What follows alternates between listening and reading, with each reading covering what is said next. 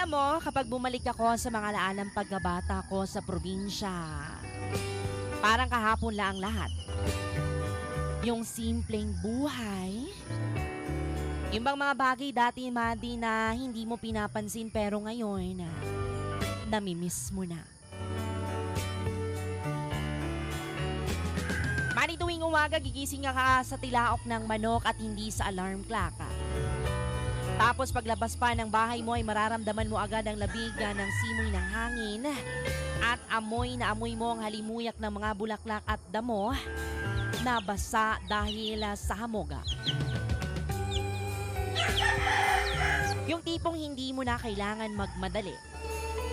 Dati, yung bang walang cellphone na hawak-hawakan, kundi pamalo lang ni nanay kapag late ka ng gumising. Tapos, didiretso ka na lang sa taniman o kaya